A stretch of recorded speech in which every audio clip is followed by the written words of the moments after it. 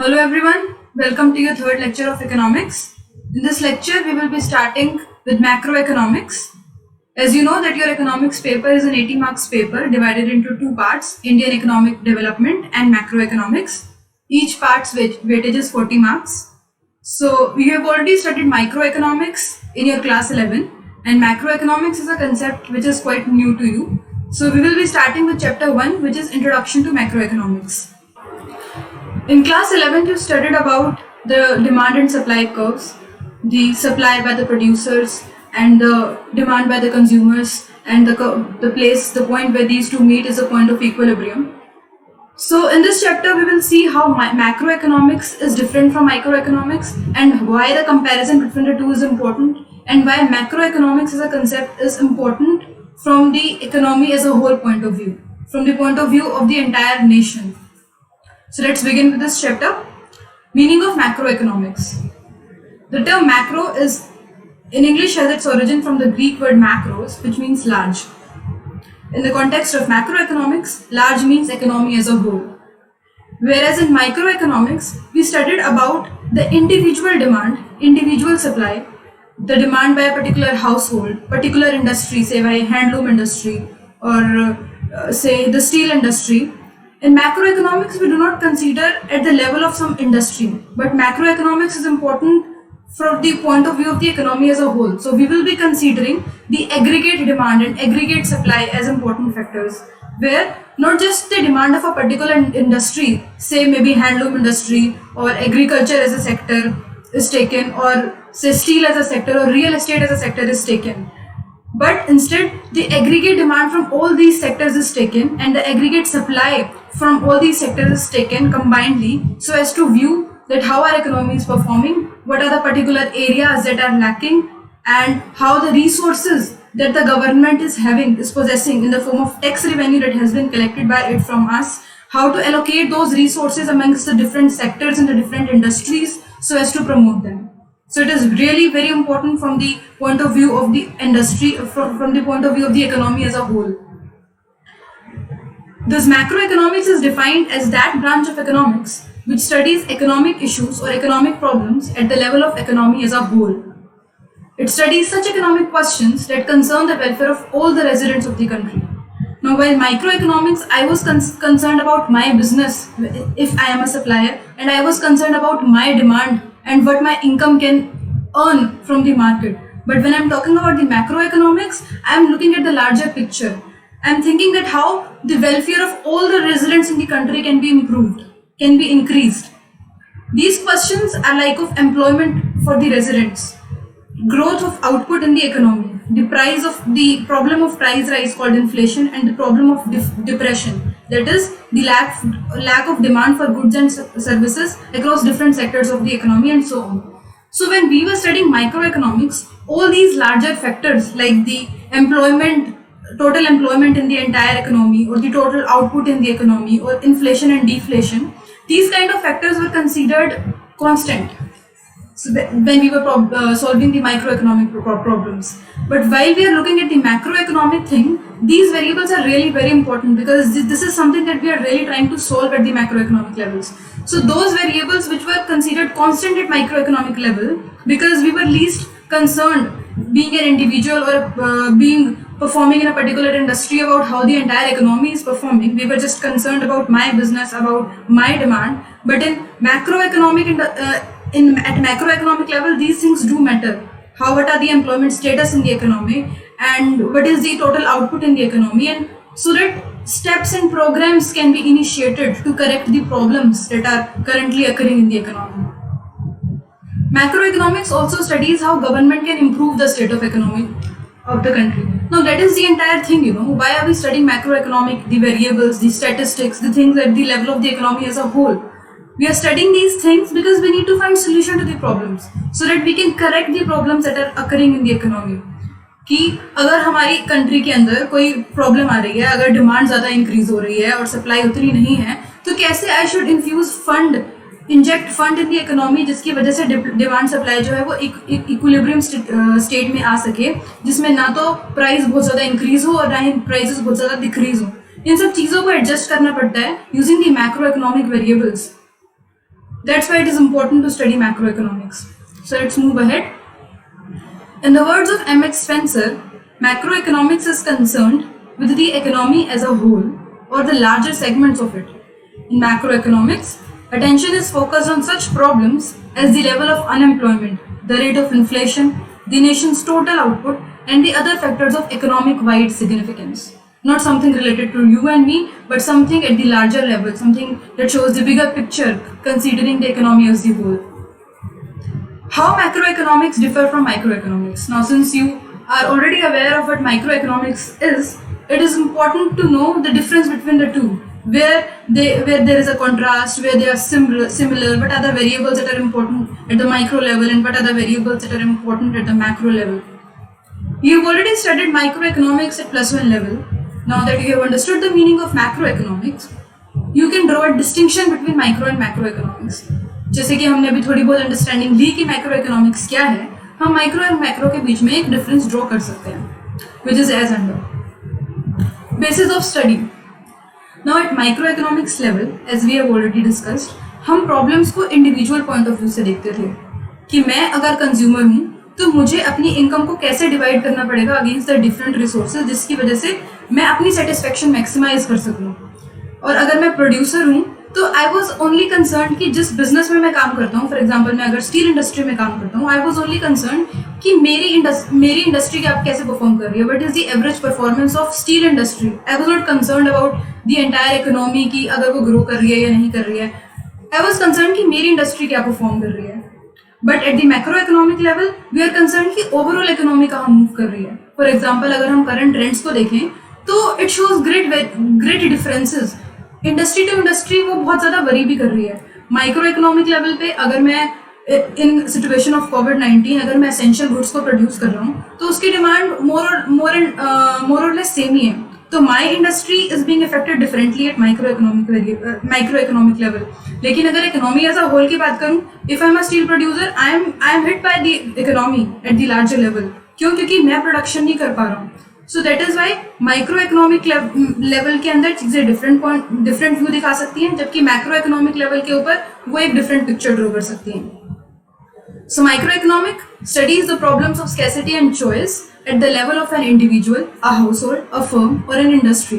Macroeconomics studies the problem of scarcity and choice at the level of economy as a whole. For example, illustration below. Microeconomic studies how a consumer exercises his choice of goods and services so that he maximizes his satisfaction with the given income. कि मेरे पास अगर 10,000 रुपये महीना आ रहे हैं तो मैं उसके अकॉर्डिंग किन किन रिसोर्सेज, किन किन चीज़ों को खरीदूँ जिससे मेरी सेटिस्फैक्शन मैक्सिमाइज हो. In microeconomics, whereas in macroeconomics, it studies how the national resources are used for the production of defense goods or consumer goods. Now see, there are two kinds of goods.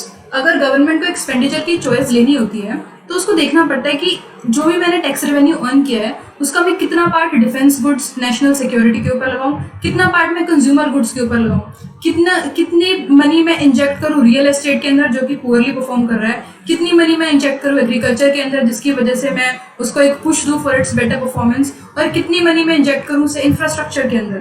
So it is important at the macro economics level so that the welfare of all the residents is maximized, जिसकी वजह से एक particular industry, particular individual नहीं बल्कि सभी residents के जो interest है वो मैक्सिमाइज हो. Next point of difference is economic variables. Now since in micro economics as we have already discussed, हमारे जो वेरिएबल्स होते थे that was individual consumer demand, may be industry demand and industry supply. लेकिन macro economic variables में not about particular industry or individual, it's about the aggregate demand from all the industries in the economy, aggregate supply from all the industries and aggregate demand from all the consumers. Microeconomic uses microeconomic variables such as consumers demand, producers supply. Macroeconomics on the other hand uses macroeconomic variables such as aggregate demand, referring to the demand of all the goods and services in the economy, and aggregate supply, referring to the supply of all the goods and services in the economy. To show you the bigger picture. Then comes the economic agents.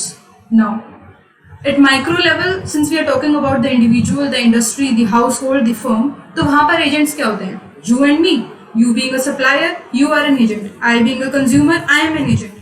but at macroeconomic level these agents change. Then comes the involvement of the state, that is the government, क्योंकि government को पैसे allocate करने हैं among the different sectors and among the different industries depending upon their performance, and also the other regulatory authorities at the level of the entire nation. For example, Reserve Bank of India, it has its monetary policy to to control the inflationary and deflationary trends. Then comes the SEBI that controls the stock market as a whole. Then comes the TRAI, the Telecom Regulatory Authority of India. So these are some really bigger authorities and bigger institutions that work at the level of the economy as a whole to protect it from the unusual circumstances. For example, the current circumstance of COVID-19. Economic agents refer to the individuals and institutions who take economic decisions. Individual economic agents include consumers and producers. They focus on the maximization of their personal gains. Being a consumer, I want to maximize my satisfaction, and being a producer, I want to maximize my profit. Institutional economic agents include state or statutory bodies like RBI, SEBI, TRAI.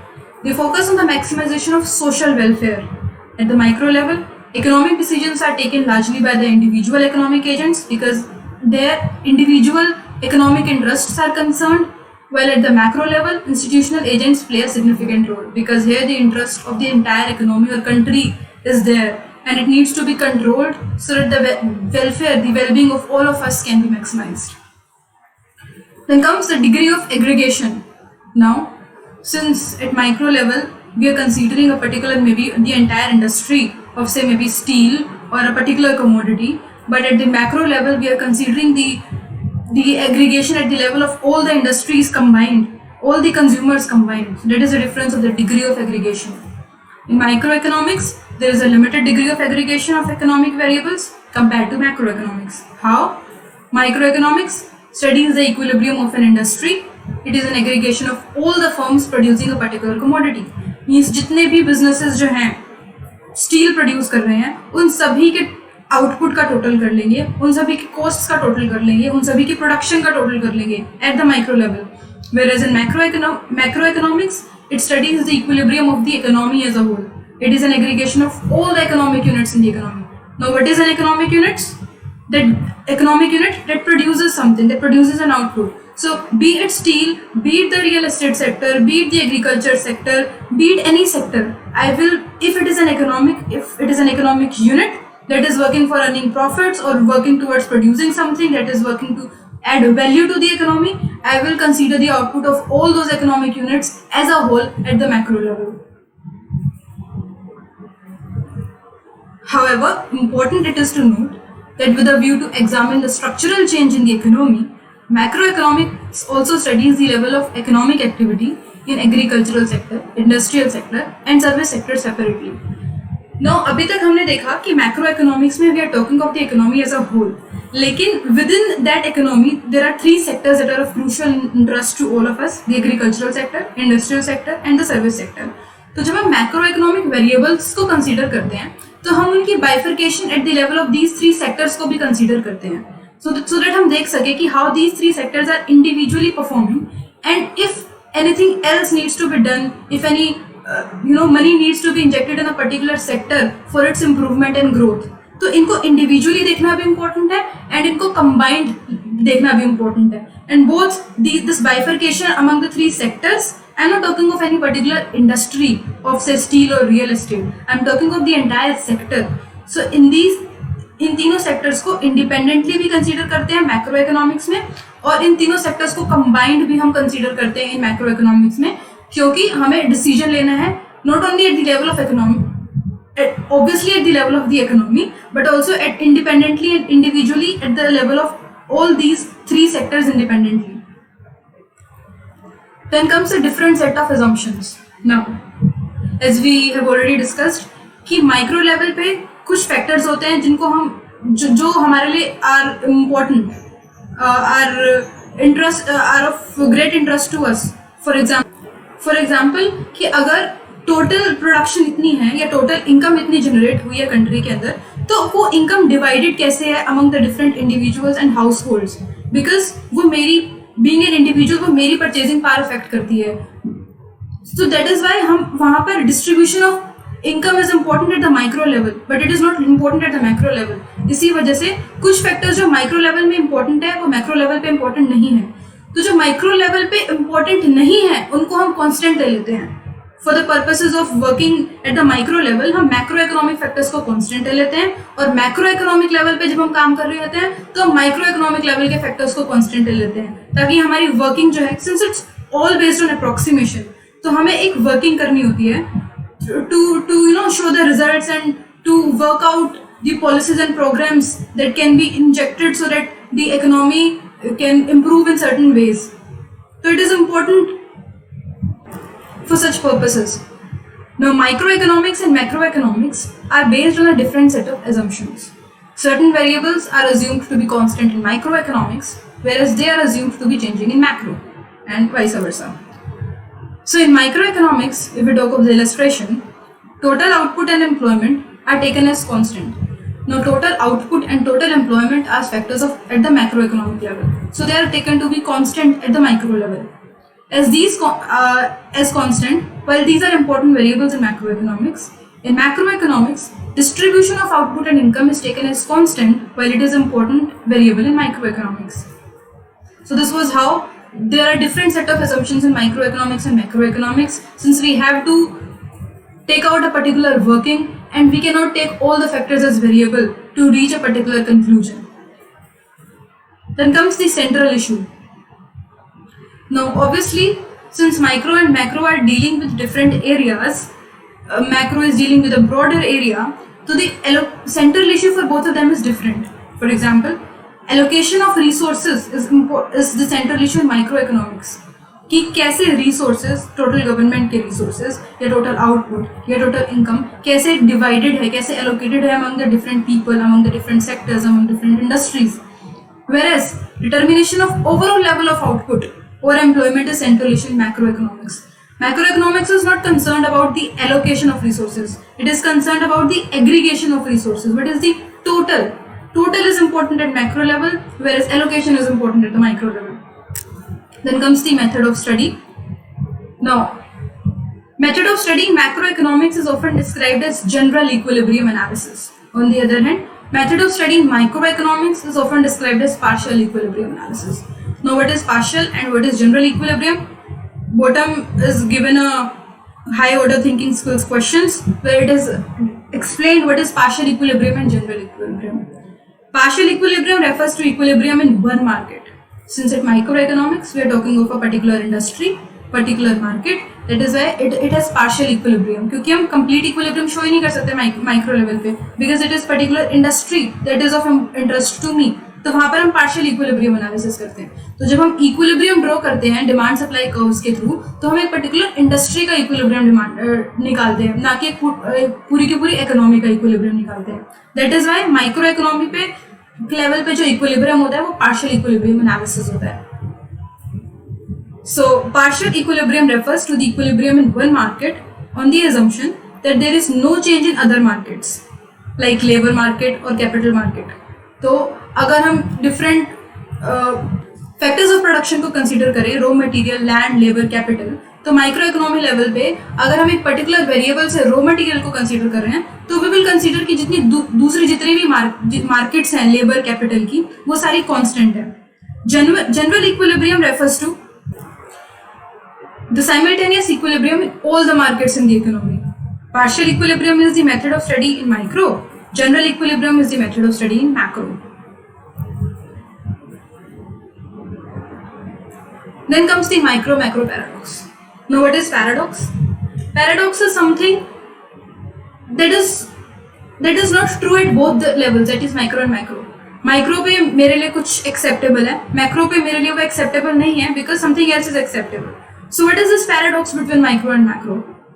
Paradox can be understood by using this example that is also mentioned in this illustration, that at micro level, being an individual, अगर मैं ज़्यादा save करता हूँ तो मैं ये expect करता हूँ खुद से कि मेरे बैंक में सेविंग से जितना ज़्यादा बैलेंस होगा मेरी उतनी फ्यूचर में प्रोस्पेरिटी होगी, क्योंकि मेरे पास उतनी ज़्यादा मनी होगी. मेरी I am basically looking for my own wealth maximization. लेकिन अगर मैं सेव करता हूँ और इसी थिंकिंग के बेसिस पे कंट्री में जितने लोग हैं वो ज़्यादा सेव करने लगे तो मतलब कि वो कम खर्च कर रहे हैं. अगर वो कम खर्च कर रहे हैं तो the aggregate demand in the economy as a whole will decrease. अगर डिमांड डिक्रीज होगी तो उस डिमांड को मीट करने के लिए प्रोडक्शन भी कम करनी होगी, सप्लाई कम होगी, प्रोडक्शन कम होगी. अगर प्रोडक्शन कम होगी तो बेसिकली इतने ज़्यादा लोगों की प्रोडक्शन के लिए ज़रूरत भी नहीं है, तो एम्प्लॉयमेंट भी कम करनी पड़ेगी. तो जो चीज़ इंपॉर्टेंट थी माइक्रो लेवल पे सेविंग, मैक्रो लेवल पे it is making us move towards depression. वो हमें रिसेशनरी फेज की तरफ देकर जा रही है, क्योंकि हमारी एक्सपेंसेस कम होने की वजह से, डिमांड कम होने की वजह से हमारी एम्प्लॉयमेंट लेवल्स इंक्रीज हो रहे हैं, हमारी सप्लाई कम हो रही है. So that this is the micro-macro paradox explained by this example. If an individual saves more, he adds to his future prosperity at the micro level. If all the people in an economy save more, demand for the goods and services may decline. Consequently, investment may decline, production and employment may fall. The economy will be driven towards future poverty rather than prosperity. So the same thing has been explained in this higher order thinking skills question here, if it is a saving or a virtue. If saving is a virtue or a vice, where you need to understand if we are talking at the micro level or the macro level, because a thing can be virtue at the micro level and the same thing can be a vice at the macro level.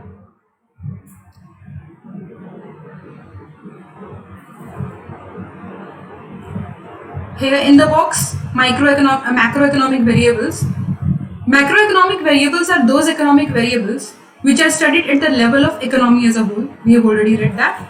These variables are important components of the subject matter of macroeconomics, of course. The important ones are level of employment in the economy, national income, total income, aggregate demand, aggregate supply, consumption expenditure in the economy, investment expenditure in the economy. Now, we have read a little about the consumption expenditure and the investment expenditure. Basically, consumption expenditure is the expenditure to maintain the economy at the level where it currently is. Whereas investment expenditure is something that we infuse to for the purposes of bringing growth in the entire economy. So जिससे हमारे पास growth हो, वो investment जिससे हमारे पास हम current level से over and above move करें towards the better, that is the investment expenditure, and the expenditure that is done जिसकी वजह से हम अपनी current state of economy maintain करें, that is the consumption expenditure. So this was the entire topic about what are the differences between the microeconomics and macroeconomics. Now let's move to our next topic in the chapter on introduction of macroeconomics, scope and significance of macroeconomics. What is the scope? What are the characteristics? Why is macroeconomics important? Scope of macroeconomics. It refers to the field of study or area of study of macroeconomics. It includes the following leading issues in accordance with the CBSE syllabus for plus 2 graders. So the first scope of macroeconomic is estimation of national income and related aggregates. Now, at the level of the economy, it is important to know various aggregates, various estimates, various national aggregates, because again we have to make a lot of policy decisions at the level. It's important for the government, for the economists. So macroeconomics starts with the concept of national income. It is the aggregates that we have determined at the macro level that we are able to study the national income. In fact, the gross domestic product that we usually talk of कि हमारा GDP country का expected GDP इतना है या फिर वो इतने figure से डिक्रीज हो गया. Now in COVID-19 we are expecting कि हमारा GDP ग्रोथ रेट जो एक्सपेक्टेड था वो increase in GDP growth rate वो कम हो गया है. It has been reduced. So these are the national aggregates that we determine after studying the macroeconomics. It deals with the definition and estimations of the national income. कि national level पे हमारी total income from all the economic units क्या है, and its related aggregates like the GDP and the NDP. We will be studying कि GDP क्या है basically, how to reach that figure of GDP, what all factors are included in GDP, what is NDP, how is it as an aggregate different from GDP. All these things will be covered in the following chapters of macroeconomics. Here we are just getting a gist of what is the scope, what are the characteristics of macroeconomics as a subject. Then comes the theory of employment. Now first of all, employment was not important at the micro level, but at the macro level, what is the theory of employment? It studies the theories related to employment in the economy. Keynesian theory of employment is of notable significance in this context. It explains the causes of unemployment, suggests the possible remedies to combat it, why in the first place, why is it important to study employment? To know that how many people are employed, how many people are disguisedly employed, as in the case of agriculture, how to generate jobs in different sectors of the economy so that people can be well employed. Now, what is the Keynesian theory? Keynesian theory basically says that it is the government that needs to inject funds in the economy. It has to invest in the various sectors of the economy to bring the money in the hands of the people so that they have more spending capacity. It will always be more money in the hands of the people, that it will lead to more demand, and accordingly the economy can grow. That was the theory of employment, that Keynesian that we know as Keynesian theory of employment. Then comes the theory of money. Now, obviously at macroeconomics we have already studied that RBI, that is Reserve Bank of India, is an important agent that drives the economy. All the monetary policy decisions are taken by the RBI as an institution. So it is something that is an important, that comes under the scope of macroeconomics. Creation of money or creation of credit by the commercial banks is an important component of macroeconomics. कि हम कितनी money है suppliers के पास, if we need to increase the supply of money in the economy, if the particular industry needs more funds, if we need to increase the interest rates, if we need to decrease the interest rates, if we need to give some relief packages to the suppliers, these are the kind of decisions that we take at the level of the economy, the decisions that are taken by the RBI. We have generally seen that RBI holds various conferences कि आज इतने बजे RBI की conference है जिसके अंदर we can see various monetary policy decisions taken by the Reserve Bank of India. Why are these decisions in respect of the reverse repo rates, the repo rates, the various interest rates, prime rates are important and taken by the RBI ताकि वो economy को correct कर सके. जितने भी problems we are facing in the economy, the challenges of demand and supply, they can be corrected through these monetary policy measures. Then comes the theory of general price level, the inflationary and the deflationary gaps. Now, since we are studying the aggregates at the level of the economy as a whole, inflationary and deflationary trends are something that comes into picture by studying these total aggregates. कि if we are moving towards inflation, क्या हमारा price rise बहुत ज़्यादा हो रहा है? If we are moving towards deflation, कि हमारा price rise जो है, in fact price rising price जो है वो कम हो रहे हैं products के, and then there is also a term called stagflation, which we are currently moving towards. Stagflation is जब growth भी नहीं हो रही, we are in a stagnant state, लेकिन inflation भी हो रही है. Generally inflation is a factor जो कि अगर economy में growth हो रही होती है, तो उसके साथ inflation हो रही होती है. लेकिन जब growth भी ना हो और फिर भी price rise हो, that is stagflation. That is something that we are expected to face in the current period. क्योंकि we are moving towards recessionary phase, लेकिन at the same time prices are also increasing. We will be covering the inflationary, deflationary trends and what is stagflation in the coming chapters of macroeconomics. This is yet another significant component of macroeconomics. It reveals the trend path, the general price level. So there is an average price level line. There is a line of general price level, and anything beyond it can we can call that it is showing inflationary trends, and below it we can say that it is showing deflationary trends. Then comes the role of government. Very important role. All the policies, programs, in fact the statutory bodies are controlled by the government. The entire fiscal policy, that is the budgetary policy, जो हर साल हमारी सरकार एक budget निकालती है जिसके अंदर वो बताती है कि अलग अलग सेक्टर्स कैसे परफॉर्म कर रहे हैं. जो sectors for example we will see कि रियल एस्टेट सेक्टर अच्छा परफॉर्म नहीं कर रहा है, तो उसके अंदर गवर्नमेंट ने पैसे इंजेक्ट किए, बहुत फंड्स इंजेक्ट किए जिसकी वजह से वो अच्छा परफॉर्म कर पाए. काफ़ी सारे रिलीफ पैकेजेस भी दिए. उसके अलावा काफ़ी industry to industry changing policies भी बनाई, प्रोग्राम्स बनाए जिसकी वजह से we can improve those sectors and industries. So that is why involvement of government is everything in macroeconomics, because it is basically the government that brings out all the policies, the programs, all the corrections in the economy. Macroeconomics studies how government budget impacts the level of economic activity in the economy. Then comes the exchange rate and balance of payment. Now, exchange rate and balance of payment are also really very important factors in macroeconomics. What is balance of payment? Balance of payment is कि हमारी country में कितनी amount and quantity of products, अलग अलग products export हो रहे हैं into the rest of the world, and what all products and what all quantity and what all amount of products are being imported into our country. उसका जो net balance होता है, that is the balance of payment. And exchange rate, that is कि हमारी currency with respect to the currency of all the other countries कैसे perform कर रही है, क्योंकि हमें ट्रेड दूसरी सभी कंट्रीज के साथ करना है और हम ultimately purchase sale the import export किस बेसिस पे करेंगे, अपनी करेंसी से करेंगे. तो इट इज इम्पोर्टेंट कि हमारी करेंसी उनकी करेंसी के रिस्पेक्ट में कहाँ स्टैंड करती है. क्यों? क्योंकि मेरी अगर करेंसी स्ट्रॉन्ग है तो मुझे इम्पोर्ट सस्ते पड़ेंगे, क्योंकि मुझे कम रुपीस के अगेंस्ट ज़्यादा डॉलर मिलेंगे और मैं ज़्यादा डॉलर से ज़्यादा चीज़ें इंपोर्ट कर सकती हूँ. लेकिन अगर मेरी करेंसी स्ट्रॉन्ग है तो जो मेरे एक्सपोर्ट्स हैं वो अनकॉम्पिटिटिव हो जाएंगे at the same time. Why? क्योंकि अगर मैं एक्सपोर्ट कर रही हूँ तो मैं ज़्यादा रुपीस डिमांड कर रही हूँ. अब क्योंकि मेरी करेंसी स्ट्रॉन्ग है तो ज़्यादा रुपीस मतलब ज़्यादा डॉलर्स डिमांड कर रही हूँ, और अगर मैं ज़्यादा डॉलर्स डिमांड कर रही हूँ तो ultimately my product is costlier as compared to all the other products in the international market. So these are something, the currency is of really important significance, और जिसकी वजह से गवर्नमेंट करेंसी में भी करेक्शंस करती रहती है by increasing or decreasing its supply. RBI के पास रिजर्व्स होते हैं करेंसी के.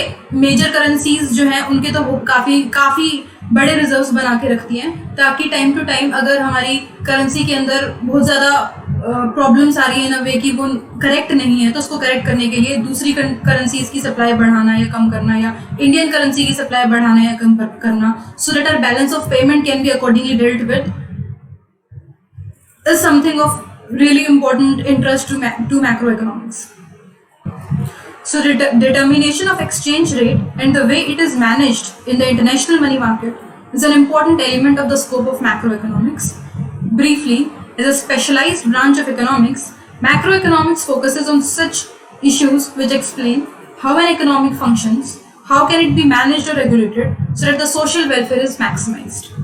This was the scope. What are the areas that are covered by macroeconomics? Let's move on to the significance. Why is macroeconomics as a concept, as a section of study in economics, is important to all of us? The following observations highlight the significance of macroeconomics. First is description of economy. All the aggregates, all the statistics that we have been building up in macroeconomics actually give a great description of a particular economy, कि वो कैसा perform कर रही है across the different sectors of the economy, क्या level of activity चल रही है, what are the employment rates. These all tell a lot about a particular nation कि economy wise वो कैसा perform कर रहा है, and that is why study of macroeconomics is significant. Macroeconomics offer a deep description of the economy. Estimation of national income across different sectors reveal the nature and level of economic activity in the economy. Study of unemployment reveals the magnitude of the problem and the way it can be handled, what all money needs to be injected across the different sectors, how we need to build up new job opportunities for the people so that the employment rates can be reduced. Government budget reveals the way economy is regulated by the government, कि अगर हमारे economy में कुछ problems face कर रहे हैं, then what are the solutions that the government is bringing up by way of its budget. It tells a lot about the government of that particular nation. The roadmap of growth and development.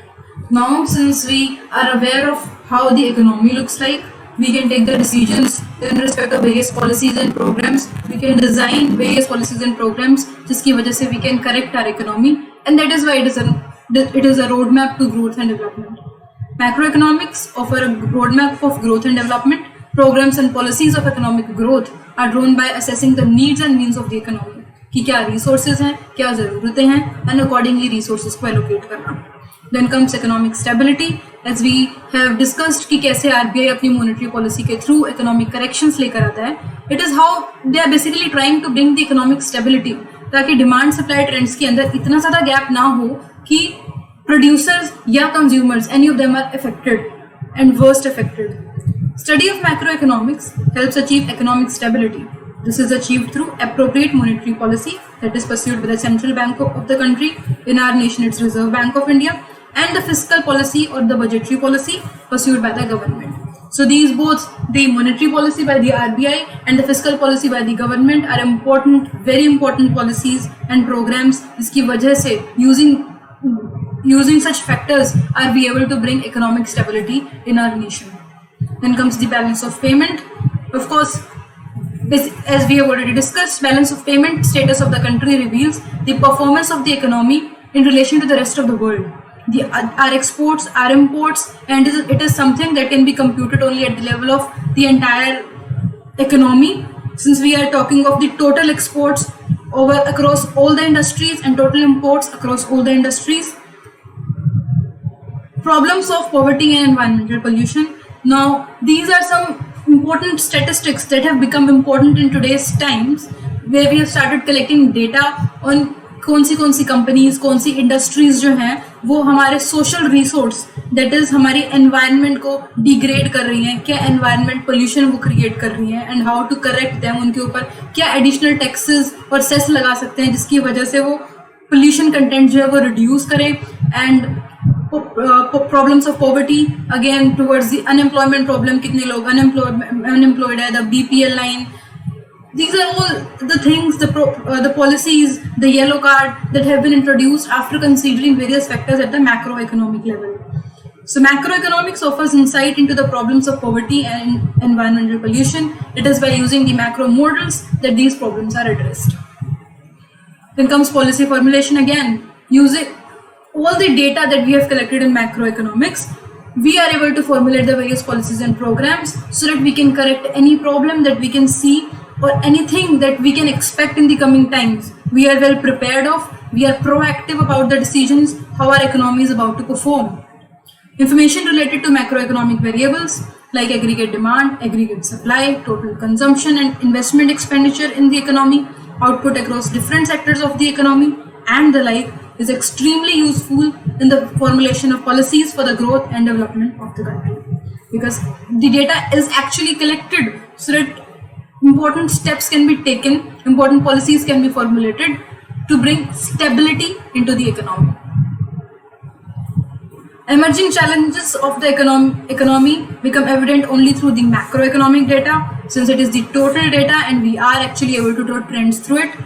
In short, we can say that the knowledge of macroeconomic variables and macroeconomic models is extremely essential in understanding the performance of the economy as well as in the formulation of policies and programs for its growth and development. So this was a brief introduction to macroeconomics. You'll find a lot of questions in TR Jain sir's book. बहुत questions हैं, बहुत सारे MCQs हैं.